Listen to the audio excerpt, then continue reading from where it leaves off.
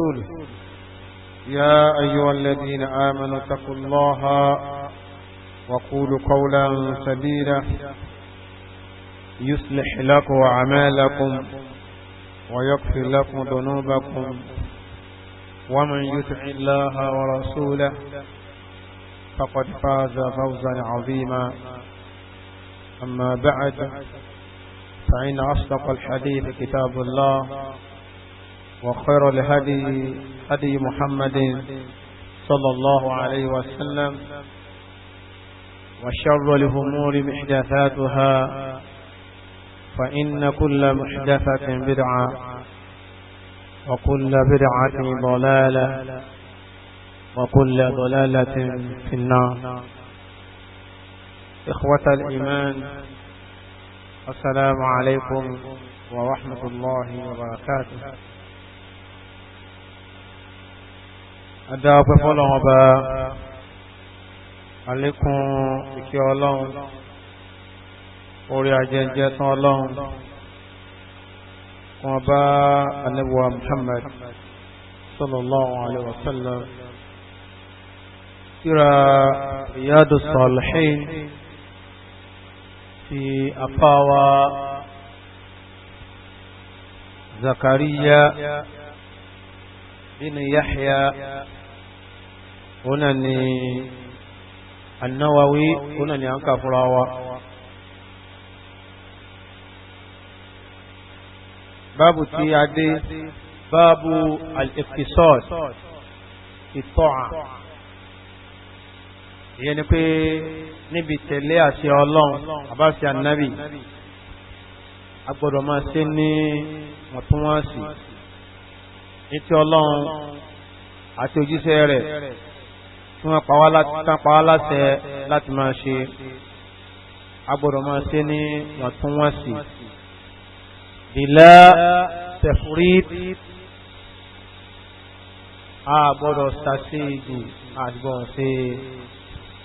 àṣẹ tó ń bẹ. Hadisi tí a kà lé ní hadisi Anas radiyallahu anhu qal ó ní jaa thalathatu rahtin ila buyuti azwaji nabiyyi sallallahu alaihi wasallam. Ó ní àwọn mẹ́ta kan àwọn ni wọ́n wá sí ilé àwọn ìyàwó ànábì wa Muhammad àti wọ́n wá ànábì wa wọ́n bá ànábì àwọn ìyàwó ànábì ni wọ́n wá bá ń lé yas'aluna an ibadati nabi sallallahu alaihi wasallam. àwọn mẹ́ta yìí wọ́n wá ń béèrè lọ́wọ́ àwọn ìyàwó ànábì àní ìbádàtì nàbí nípa ìjọsìn ànábì. Yẹ́dàkùn afẹ́mọ̀ bá ànábì ti máa ń sọ́dísìn lọ́n. A ti gbàgbọ́ yìí pé ìjọsìn tó wọ́n béèrè nípa ń tà ànábì ń ṣe ń lé ni. Torí wọ́n pa ànábì ń kírun, wọ́n sọ pé máa ń gbáwẹ̀. Àmọ́ afẹ́ mọ̀ kankan títún máa ń ṣe ń lé torí ìlera pẹ̀lú rẹ̀ ń lé. Ìbéè tí wọ́n béèrè lọ́wọ́ àwọn yálà wa ní eléyìí. Falamma ukhbiru nígbà tí wọ́n fún wọn nírò nípa ìbéèrè tí wọ́n béèrè tí wọ́n fún wọn lésì pé ànábì a máa ṣe báyìí ànábì a máa ṣe báyìí gbogbo ń tá ànábì máa ń ṣe pátá ńlé gbogbo ẹ̀ ní àwọn ìyàwó ànábì sàlàyé fún àwọn arákùnrin mẹ́ta yìí. ka'annahum taqaluha àwọn mẹ́ta wúra wọn lójú ìgbà tí wọ́n ra wọn lójú ìtumọ̀ wíwo ojú ara wọn tí wọ́n wojú ara wọn ni ó ní ka'annahum taqaluha ó wá dá nígbà pé wọ́n fojú kéré iṣẹ́ ànábì ànábì ṣe yóò àná lọ wa qalu lẹ́yìn eléyìí ni wọ́n sọ báyìí pé aina nahnu minan nabi aina nahnu minan nabi talawa níwájú ànábì talawa níwájú ànábì ànábì ń ṣe báyìí lé dédé tá ànábì ń ṣe yìí ní káwọn náà tó máa ṣe ìtumọ̀ haina nahnu minan nabiyyin kí ni gbogbo ọjọ́ sí pé dédé náfìlà tá ànábì yàn láàánú máa yàn tí wàá gbọ́ ọ̀gídí ẹ lọ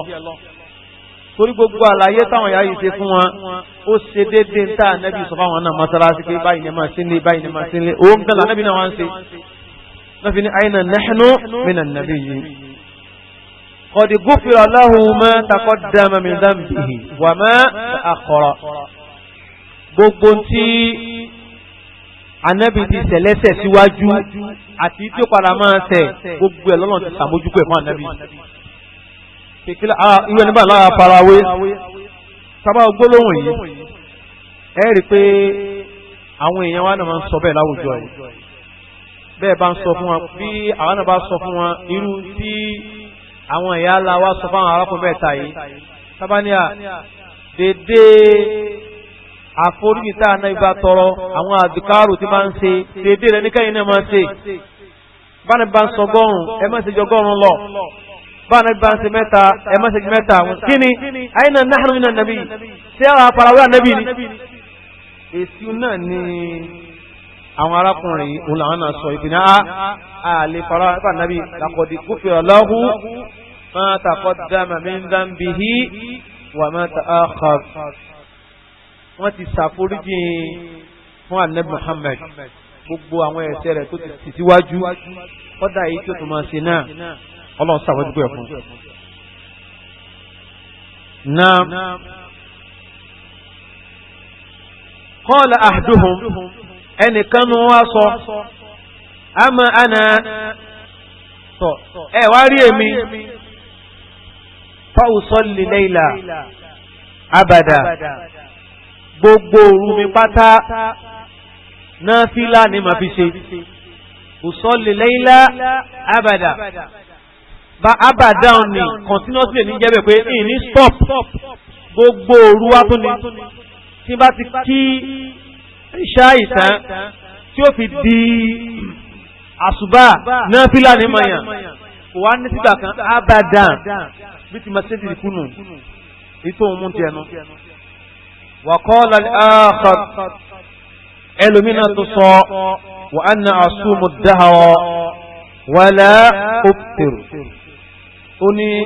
gbogbo ayé mi pátá ọ̀sán ayé mi pátá ààwẹ̀ ní ma fi gbà ìní dánu dúró. wa qala al-akhar ẹlẹ́kẹ̀ẹ́ta wọn lọ pé wa ana a'tasilu an-nisaa inú nífẹ̀yàwó tèmi ẹ̀ nífẹ̀yàwó àìnífẹ̀yàwó tiẹ̀ tó sọ yìí ó fẹ́ fi súnmọ́ lọ ni ó fẹ́ fi ṣe ìbáàdà ni fàlá tazawwaj abada ẹ̀yìn ní fẹ́yàwó láíláí ìyẹn ni pé kọ́dà bóun bá kápá àti fẹ́yàwó ìtì ń sọnù wọ́n bá kápá àti yẹ́yàwó ẹ̀yìn ní fẹ́yàwó nítorí pé ó fẹ́ sin náà ni torí ọ̀rọ̀ ẹ̀sìn òun ni wọ́n lọ béèrè àní Muhammad òun wá ti pé kó bá fẹ́yàwó náà gbogbo àwọn nǹkan ránran à ń ṣe jẹ́nẹ́bà à ń ṣe bóbìnrin ṣe kíní yóò mọ dín òun lọ́wọ́ bí ẹ̀sìn wọn ó fẹ́ di padà faja'a Rasulullah wọ́n sọ tán àwọn lọ. faja'a Rasulullah ilayhi ànábì wa lọ ànábì wa bá wọn faqala ànábì wa ní antumul ladina qultum kadha wa kadha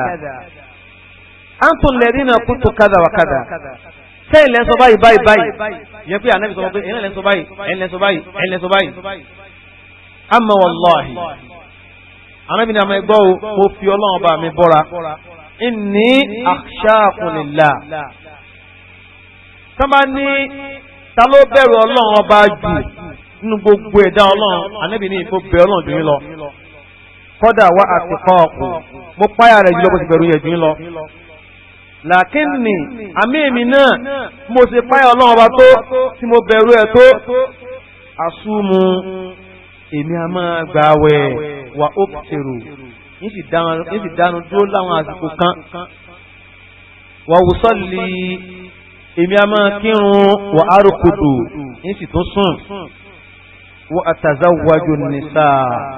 mo sì fẹ́yàwó faman ragiba an sunnati falaysa minni ẹni bá gúnrí kò lórí súnni mi ànábì ànábì ní falaysa minni kò sí lára mi má muttafaqun alayhi al-Imam Bukhari àti Muslim àwọn náà gba hadith yìí wá. Tábà gbàgbé tọ́pìkì tá à ń kà lọ al-iqtisad fi ta'a ó dá kéèyàn sínú púpọ̀ ó sì dá ká máa sojú kòkòrò pé ìsìn lọ́n ju ẹnì kejì mi lọ agbọ́dọ̀ máa sojú kòkòrò rẹ̀ bí sí máa ń wà lẹ́nu wa pé pẹ̀lú ògbó Ọlọ́run mo fẹ́ lówó ju lágbájá lọ bẹ́ẹ̀ náà ni kó wọn wà lẹ́nu wa pé mo fẹ́ ju ẹni yìí lọ níbi ẹ̀sìn àmọ́ tó ti bẹ́ẹ̀ làbúdá min al-iqtisad tó ti bẹ́ẹ̀ náà àgbọ̀rọ̀ tayọ àlà àgbọ̀rọ̀ tayọ àlà ìtayọ àlà ní káàsì lọ́n kó wá ju bọ́lọ̀ nǹkan sí ní àsìn lọ kó wá ju tànẹ́bì lọ àgbọ̀rọ̀ síbẹ̀ nítorí bí Ọlọ́run ọba tó ní ká máa ṣe bá bó ti gbé kalẹ̀ fún ànẹ́bì òní ó mọ̀ pé yóò jẹ́ nira fún wa ni ó mọ̀ pé kò lè lóore fún wa torí Ànábì sallallahu alaihi wasallam ó ní ma taraktu shay'an yuqarribukum ila al-janna illa buyyina lakum Ànábì ní kò sí nǹkan kan tí mo tún ṣẹ́kù mọ́ láì ṣàlàyé fún yín tó yẹ pé tẹ́ bá ṣe ẹ wà al-janna àbí kí n ṣàlàyé fún yín kí n tó kú. so àwọn ẹni yìí nísìnyí wọ́n ti fẹ́ ṣiṣẹ́ tayọ àlà bákan náà ọlọ́run òróró kò gbọ́rọ̀ sí wá débi pé àwọn nǹkan tó jẹ́ ojúṣe wa tó yẹ ká ṣe ń fi ẹ̀sìn ká má sí àṣẹ ìtónù a gbọ́dọ̀ wà níwọ̀ntúnwọ̀nsì a gbọ́dọ̀ ṣàṣe tó a sì gbọ́dọ̀ ṣàṣe jù tó láwọn méjì ọlọ́run ó fìyà jẹ ọlọ́run ó fìyà jẹ tó ṣàṣe tó yóò sì fìyà jẹ tó ṣàṣe jù àwa gbọ́dọ̀ wà ní àárín wọn ìwọ̀ntúnwọ̀nsì náà ní al-iqtisad bó láti wá wà ní wọ̀ntúnwọ̀nsì ó ní gbogbo ń tábà ṣe tó bàtà nẹ́bì mú ẹwẹ́ ní àkọ́kọ́ yìí ó ní usalli layla abada nínú tá a máa fi súnmọ́ Ọlọ́run ọba tí máa dùn mọ́ Ọlọ́run ọba jù oníkẹ́yìn máa ṣe náfìlà pàtàkì lóru kí ló wá dé tá ànábì fi bínú tó bẹ́ẹ̀ pé bẹ́ẹ̀ bá ṣe ń tẹ́lẹ̀ máa ṣe yìí ẹ̀ sí lára mi mọ́ mo kọ̀ yín lẹ̀ mo yọ inú àlè òmà ẹ̀ sí lára mi mọ́ èyí ń kírun ilé láti gbàgbọ́ yẹ pé àti àwọn tí wọ́n máa ń sọ pé kéèyàn ṣe àpọ̀jù ẹ̀sìn kò lè fàyà fún yàn àpọ̀jù ẹ̀sìn lè fàyà fún yàn Ọlọ́run ti lè bínú sí Ọlọ́run bá lè bínú sí kí lànà bí kọ̀ kalẹ̀ sí fún wọn tó fi wá kí làwọn kí ni wọ́n ṣe táwọn ẹ̀sọ́ pé faman ragiba an sunnati falaysa minni bẹ́ẹ̀ bá ti ẹni bá fi lè kúrí kú lórí ìlànà ti ní ànábì falaysa minni kò sí lára mi mọ́ irun làwọn ẹni jẹ́ kí o àmọ́ náà fílà tó fẹ́ ṣe wọ́n ti fẹ́ síjú ànábì lọ lànàbì fi ń sọ fún ẹnìyẹn pé níbi hadith mi èmi a máa sùn èmi a sì máa ṣe náfìlà nítorí pé oríkèéríkèé ara mi wọ́n ní ẹ̀tọ́ tọ́lọ̀ ní fún wọn tí mo sì gbọ́dọ̀ fún wọn. àwọn ilé mi ìyàwó ọmọ àwọn náà láwọn wọ̀ tí mo gbọ́dọ̀ fún wọn tí bá wá fi gbogbo òru mi tí wọ́n fi ṣe náfìlà ẹ̀tọ́ wọn ẹni fún wọn yóò wá dá àárọ̀ náà níwọ̀n àfi àárọ̀ sùn tó yẹ kí n fún wọn lẹ́tọ̀ wọn ẹni fún wọn kò sì súrò oorun tá a lè sùn láàárọ̀ tá a lè fi rí oorun alẹ́ torí pé wọ́n fẹ́ kó nira bá ara wọn ni kèé ṣe pé wọ́n fẹ́ kó nira bá Ọlọ́run ní tí ò jẹ́ kọ́nà wọn bá fi sí dára ẹ̀sìn wa ni pé yóò máa jẹ́ nira fún wa Ọlọ́run sì ní pé ẹ̀sìn tó ní káyàsì kò sí nira ń bẹ̀. La yukallifu Allahu nafsan illa wus'aha. Ọlọ́run ní gbogbo tó ní a ti pátá kò sí ìtúpàwà òká kò sí tó lè kó wàhálà bá wa a jẹ́ pé ká má dúró lórí ìlànà Nabi sallallahu alaihi wasallam níbi náfìlà kò bá mu kọ́dà bídíà ni. ẹnì kejì òun ló mọ̀ gbà lọ gbáà láwọn nǹkan tá a máa fi ṣe fáàrí láwùjọ yìí nù. àwọn àfa kan ẹ̀kan làwọn máa ń jẹ lọ́dún ẹ̀kan làwọn máa ń jẹ lọ́dún ẹ̀kan péré ajẹ́ kí wọ́n máa ń gbà ẹnu ọdún náà nù tó a kó wọ́n ń jẹ lẹ́ẹ̀kan lọ́dún ajẹ́ kí wọ́n máa ń gbàwẹ̀ nínú ọdún náà nù bóyá ọdún mi torí káàtẹ̀ fún aláwa ẹgbẹ́ bóyá tọ̀ bóyá ọdún àwẹ̀ ni máa ń sínú ó sọ pé inú ọdún kan wọ́n ń gbàwẹ̀ wọ́n máa ń gbàwẹ̀ nù kọ́dà yóò kèé sáyẹ̀ kan náà àyàmù tẹ̀síríkì mẹ́tẹ̀ẹ̀ta náà bó ṣe dá tó lójú ti wá kò bẹ́sìn ó wà bí hadith mi wọ́n náà arákùnrin kan bá ní Muhammad wọ́n ń júri ara rẹ̀ fún ànábì ò dáama ìmọ̀ ó wájú ẹ̀ fá ànábì wa gẹ́gẹ́ ìwọ lọ wá ní èsì onímì náà ní ẹ̀sìn ìgbà tán kí ló ń sí ọ ó rí ọ ní ọ ti wá rù hàn báyìí ó wá fẹ́ fi ṣe fáàrí àgbà mo ti kó yàn àwẹ̀ nígbà àwẹ̀ lọ ń gbà ọ para rẹ ẹ̀wọ̀n náà lẹ́nu sọ ànábì ní kó má síbẹ̀ mọ́ ànábì ní tó bá fẹ́ máa gba àwẹ̀ àwọn àwẹ̀ wà tọ́lọ̀ ń gbé kalẹ̀ fún wa tálẹ̀ máa gba àwẹ̀ Monday àtàlàmísì àwẹ̀ ọ̀sẹ̀ nú méjì tó lọ́sẹ̀ fún ọmọ lóàbí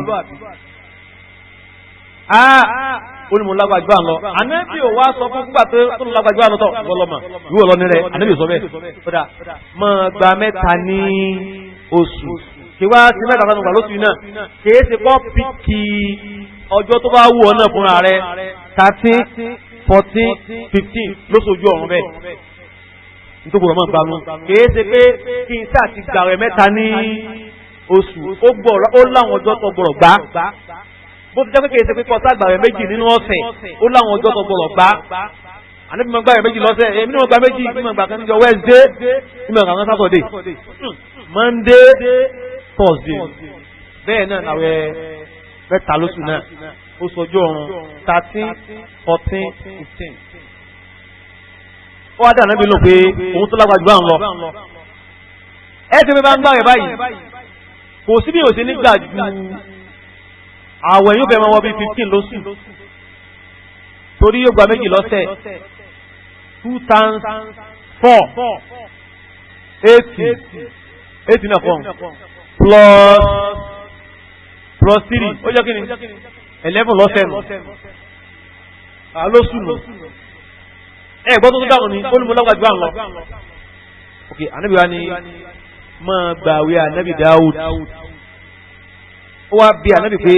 bóòlù ànábì Dáúd àti máa ń gbàwé ọ̀nà ó ní tó bá gbà ní òní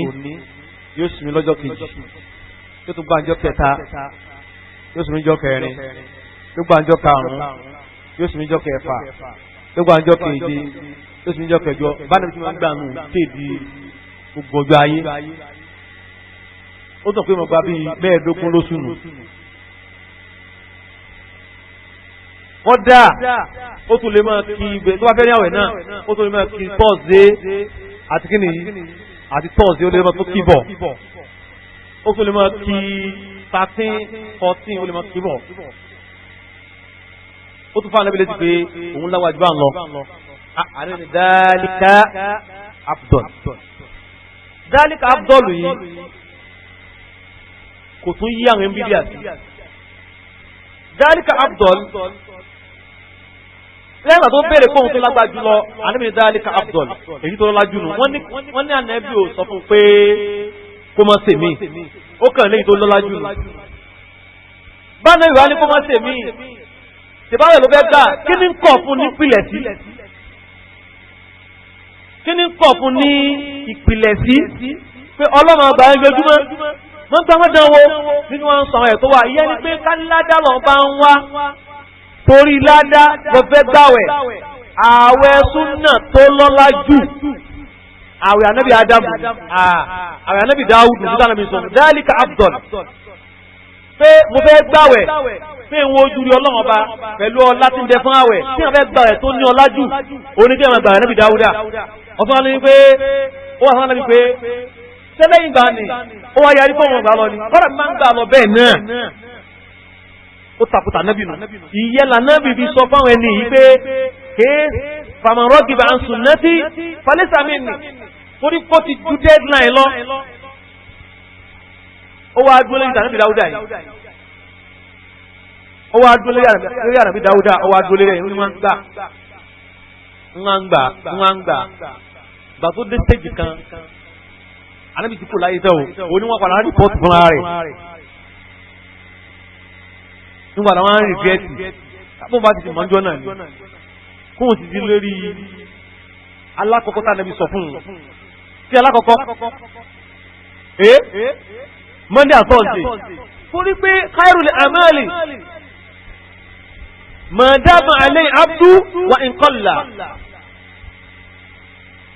in tó lóore jù tó dáa jù tọ́lọ́ láìkì jù nínú sẹ́tà máa ń ṣe èyí tẹ́rù wa máa ń ṣe continuously tí òjò stop ni wà ń kọ́là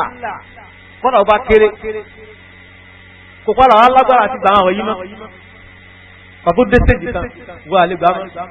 àwọn àmà sì mọ̀ níjọ́ náà o kí n ti gbólé rí àkọ́kọ́ mọ̀ tá à nábì fún mi so ń torí lẹ́yìn kọ́lẹ́sì ànábì fẹ́ nìyí ni pé kó wọ́n bá ẹ̀ lójúmọ́ lókọ̀ fún un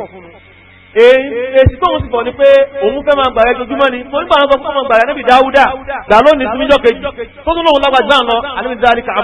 dálíkà Abdul tánà ibi sọ pé mọ́sẹ̀ mi mọ́ kìí ṣe pé ó ní ìtọ́ àfọwọ́mọ̀ pé sọ àbà yìí náà nítorí ó gbàwẹ̀ ládàá ní wá kìí ṣe pé ariwo làwọn wá nísìn àwọn báyìí wọn ò jáde fọ́dún méje ariwo náà ní kẹ́rù wá bá àwọn èèyàn pé ẹni tó lọ́fẹ́ méje ẹni ọlọ́run ni o ariwo làwọn ń wá àwọn ò wá àwọn Abdul kọ́mọ̀ pé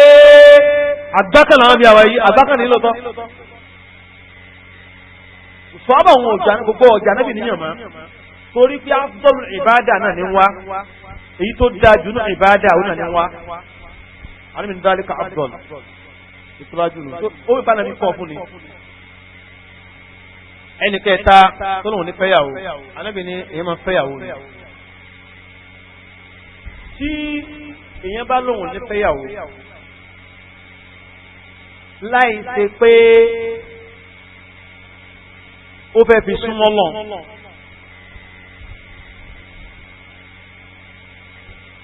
kò burú tó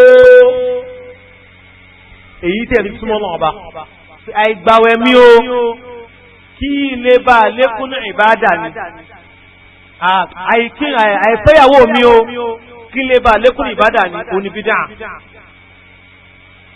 oníbídà àmọ́ kí ẹ pé ní kò kàn wípé fẹ́yàwó náà ni àwọn abẹ́rẹ́ pé kí ló dé tó bá já sí pé ẹni yẹn tí ò bá fẹ́yàwó kò ní máa dààmú àwọn ọmọ àdúgbò kò ní máa ṣe zìnà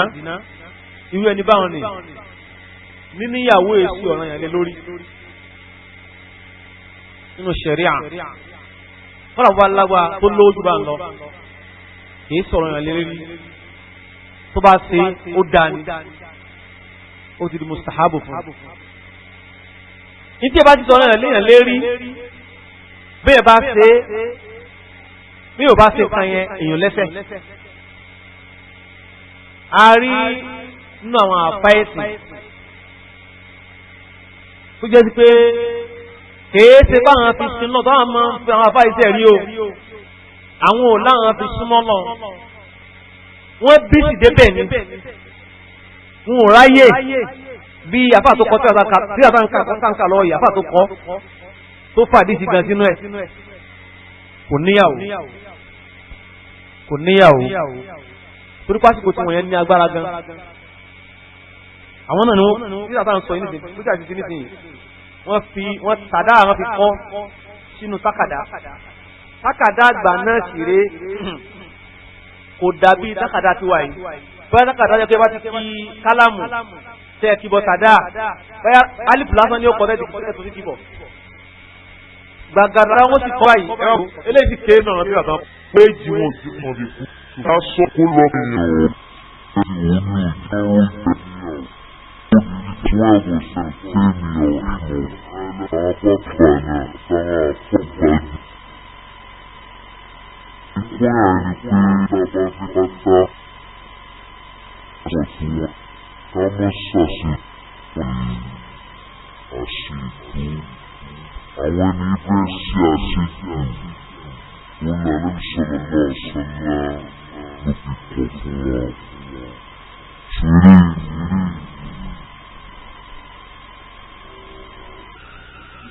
tí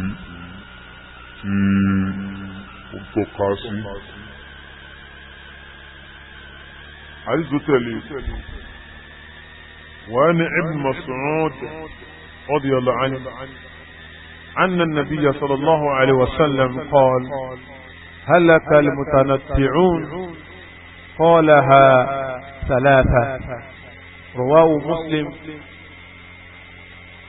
wọ́n ní ànábì sallallahu alaihi wasallam wọ́n gba hadith wa láti ọ̀dọ̀ Abdullahi ibn Mas'ud. Abdullahi ibn Mas'ud ó wà lára àwọn kubaru sọ̀hábà àwọn tán gba Islam nípìnlẹ̀ ni wọ́n kọ́dà ó láwọn tán gba Islam tó wọ́n fẹ́ sọ àwọn tí wọ́n sí ní ọ̀hún níbi gbígba Islam wọn ò lè ju 7 lọ nínú kó wà ní nàbà 7 àbí kó wà ní nàbà 8. ó sọ pé ó mọ ìfòtẹ́dọ́ Islam nígbà tí ti gba Islam ní Abdullahi ibn Mas'ud ó rí èèmọ̀ lára nábì ní mu'jiza ni wọ́n ní ń da ẹran jẹ lọ ànábì àtàbákì ìrànjọ ń lọ òǹgbẹ́ wá gbé àwọn méjì ebi ti pa wọn. Ànábì wa ní kó fún àwọn ní wọ́n pàdé lójú ọ̀nà wọ́n sì ń dẹran jẹ wọ́n bẹ̀rẹ̀ kódàkùn fún àwọn ní wàrà ẹran mu káwọn àti ìdílé fọ ara wọn. ẹnìyàn fún wọn létí pé òun kún òun ní wọ́n fi sọ òun ní. ṣé láwọn lábáwá àsáhùn ti wà lára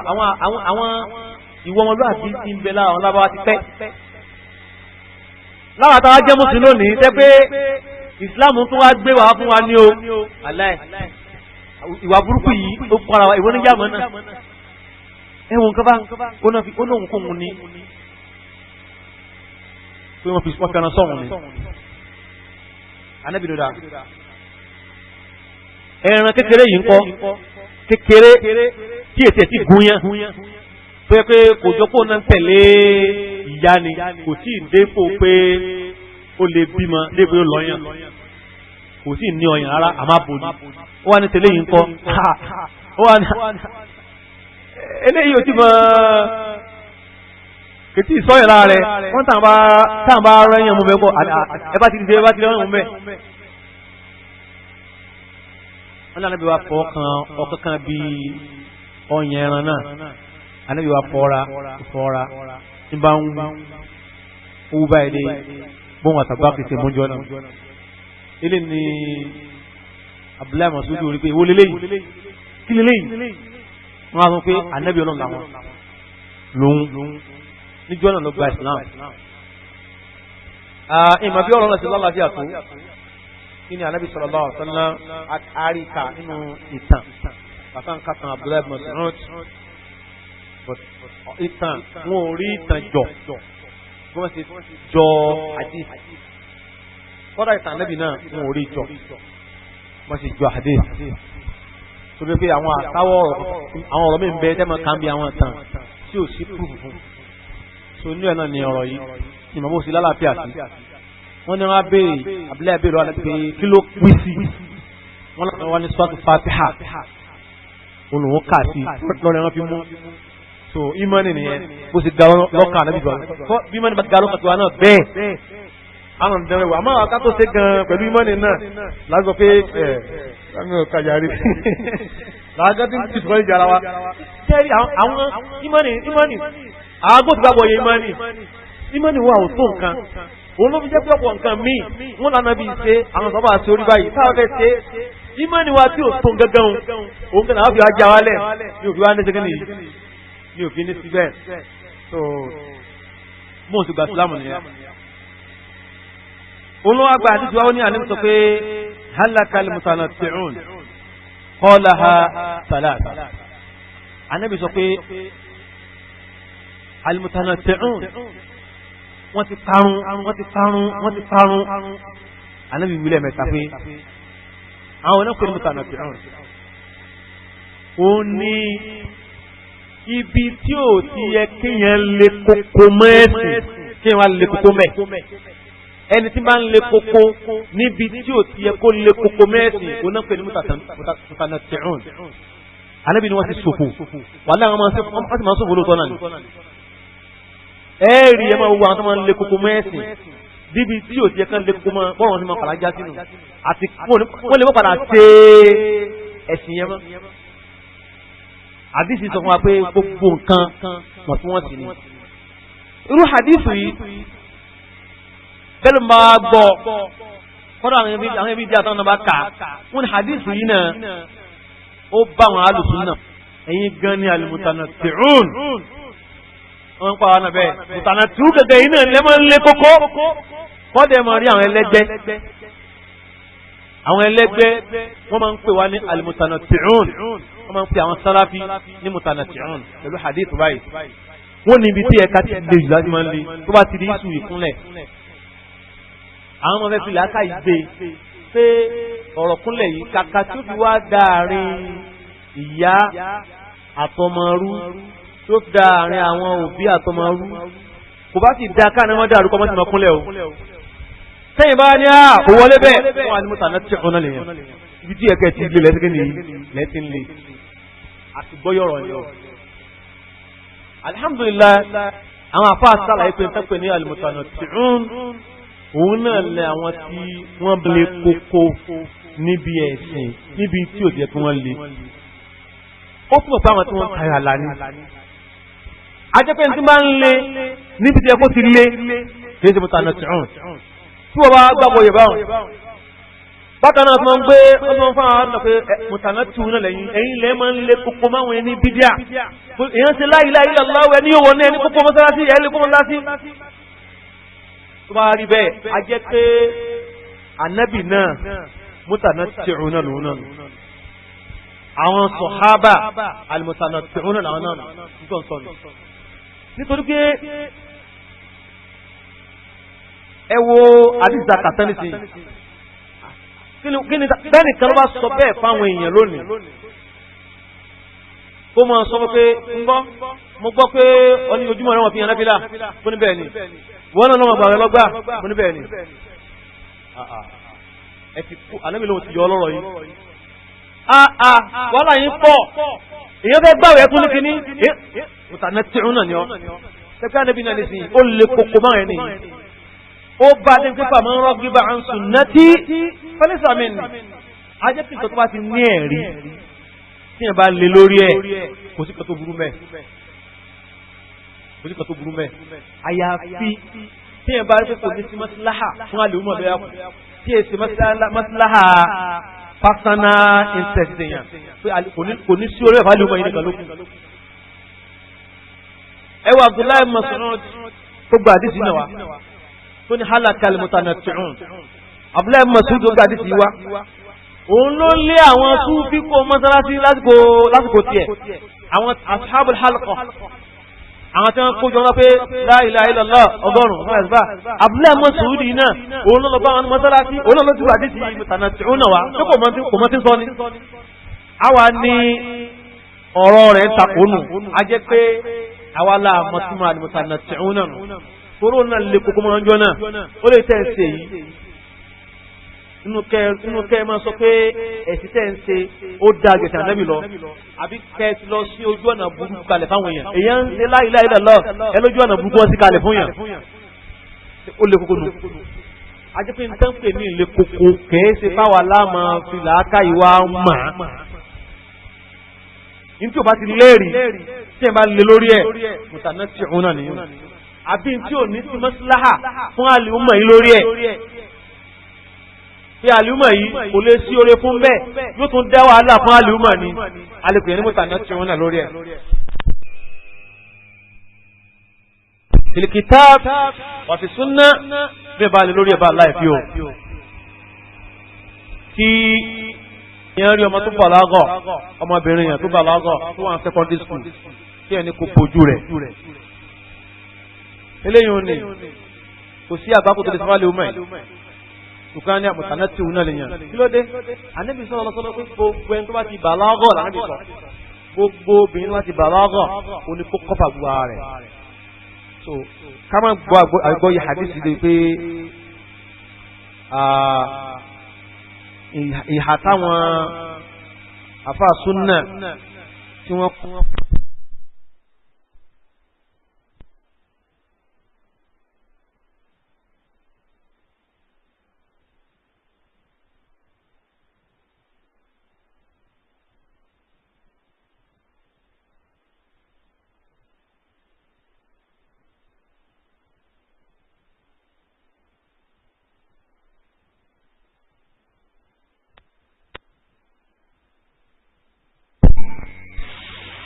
Ànábì ní dájú ẹ̀sìn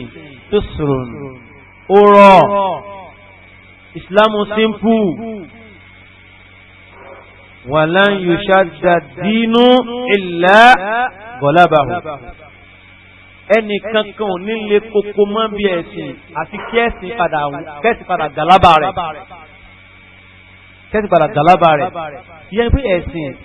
ó simple a máa mú díẹ̀díẹ̀ ni bí ìbá ti lè mú hàn yóò padà fílẹ̀ ní hàn Ànábì ní fasadidu wa qaribu ẹ máa tẹ̀sí níwọ̀ntúnwọ̀nsì ẹ sì má tayàrá lórí ẹ̀ wa abshiru ẹ máa fáwọn èèyàn nírò dùnú ẹ má jẹ́ kí gbogbo wà sí tẹ́ máa ṣe iná hàn wa abshiru ẹ máa sọ tí ó wù àwọn èèyàn náà ẹ máa sọ mà ń wà sí wasta'inu bil ghadwati war ruha ẹ sì máa wá ìrànlọ́wọ́ lọ́dọ̀ Ọlọ́run ọba ní òru àní ọwọ́ ọ̀sán àtọwọ́ alẹ́ wa shay'in mina dulja àti ìdá mẹ́ta àgbẹ̀yìn òru ẹ máa wá Ọlọ́run ọba ní ìrànlọ́wọ́ lórí ẹ̀. Hadithu yìí òun náà fún wa pé ká má le koko níbi ẹ̀sìn èyí tí bá bá ti ká tí ó rọ̀ wá lọ́rùn láti ṣe òní ká máa ṣe.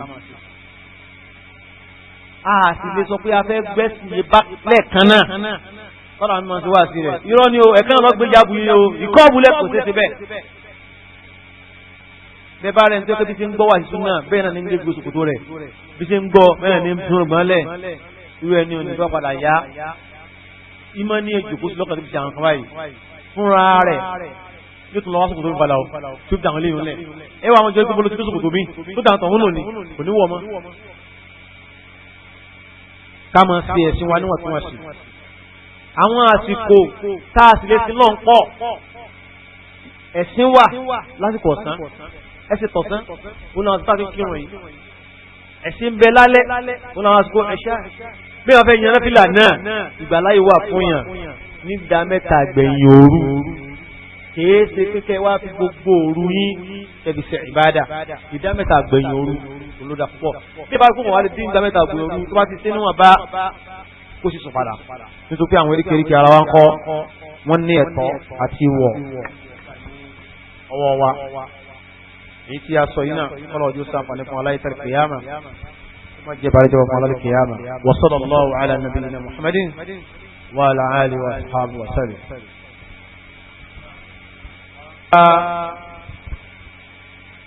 àwẹ̀ Monday Thursday kó máa gbá báwọn kó tó máa gba oṣù ojú ọ̀run 1349 ìyẹn lè máa ṣe bẹ́ẹ̀ àmọ́ wà bẹ́ẹ̀ àdìsí yálà wa ẹ̀ ṣàkà pé ànẹ́bí máa ń gbà rẹ̀ débi pé ẹ̀rọ pé kò ní stop àwẹ̀ mọ́ni ìyẹn pé kíkà ìjọjúmọ́ o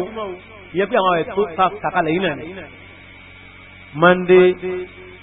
Thursday ó sojú ọ̀run 30-14-15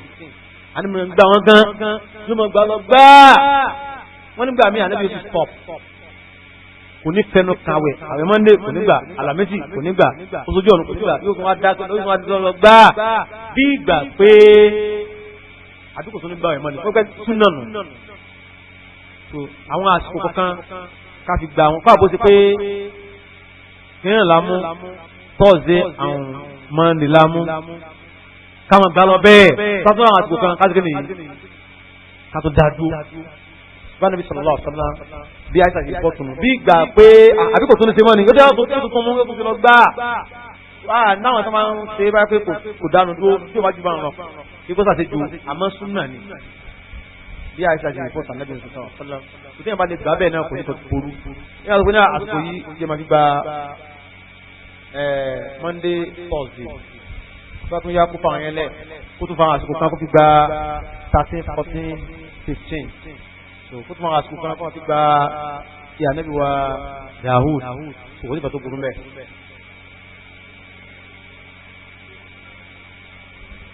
Qiyamul Layl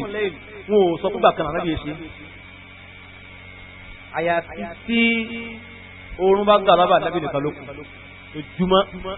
kò lámà sí Qiyamul Layl àyàfi tí oorun bá àti wá pé wá rẹ̀ wá fúnná ó rẹ̀ lórí ìyẹn lè dúró nítorí pé ọlọ́run àníbi kan sọ pé lè sọ́lé ahadukum nashata kẹ́ni kọ̀ọ̀kan tí wàá kírun tó bá ti náfìlà pẹ̀lú aráyá tí bàbá àárín kìló ní ilé ti Qiyamul Layl ṣùgbọ́n nígbà tó burú bẹ́ẹ̀ ọ̀sán.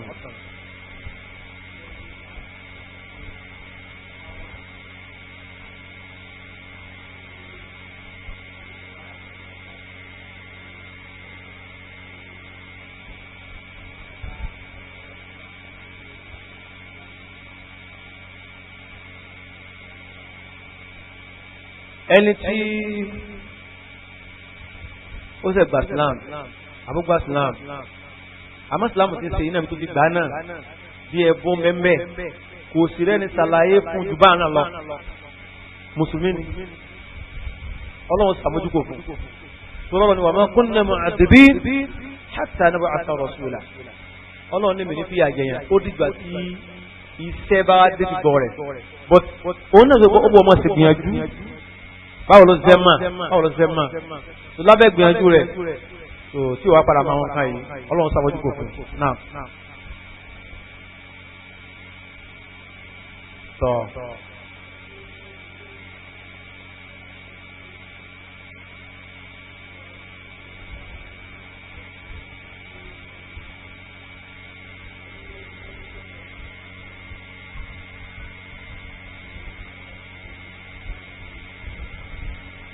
obìnrin tó kú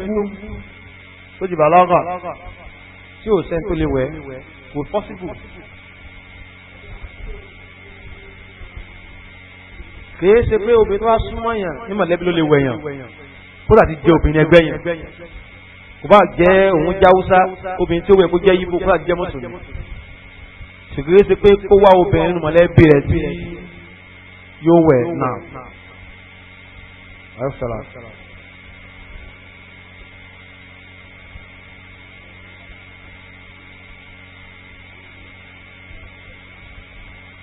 Okay, that is second question. Afa yìí nù. Àbí? Afa yìí nù. Yìí ti dáhùn rẹ̀.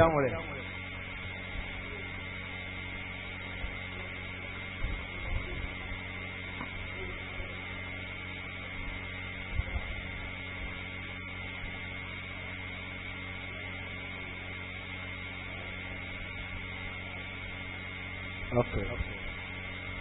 Lásìkò tá a wà yìí. Ìdá mẹ́ta àgbẹ̀yìn òru at least be 3:30 even 4 lásìkò táwa yìí 4 tí mo bọ́ sí gbẹ́ mẹ́ta 4 wálẹ̀ báyìí 4:30 àdá mẹ́ta lè yàn sí wa 5 wọ 5:30 lásìkò táwa yìí náà sọ àdá mẹ́ta lè yàn sí wa tí ó bá rí sí tí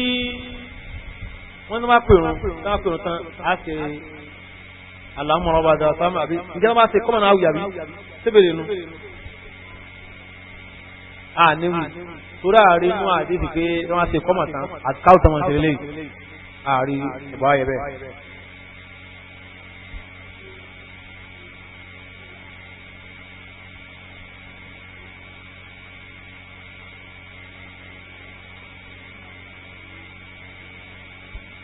tẹ̀síbíkù láti mọ̀ ǹjẹ́ ànábì sọ̀tàn láti pa ànábì tó bá fẹ́ kírun náà àti gbogbo àlàyé bá ànábì sàlàyé pa àrùn ẹ pé kò sàlàyé lẹ́yìn mu'adhdhinu nù that is fún nìdáwò ìrúpè nìkan yìí fún àdán olówà fún kò sí fún ìkọ́mà wallahu ta'ala a'lam bis-sawab níparí.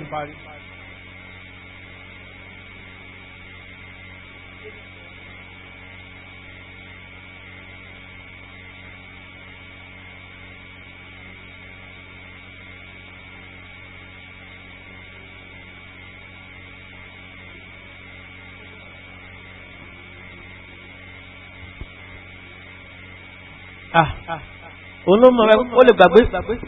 fóun fi sí ó lè fi sí fún àkókò òun fi sí àbí pé ọlọ́run fi ṣe kàrámà fún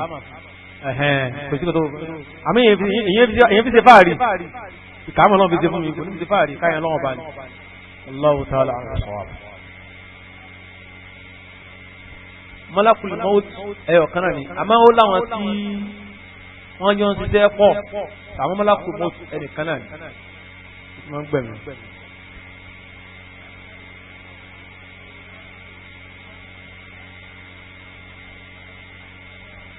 àwọn náà wí as-salatu khayrun min an-nawm àwọn náà wí Allahu ta'ala ala as-sawab. subhanaka allahumma wa bihamdika ashhadu an la ilaha illa anta astaghfiruka wa atubu ilayk.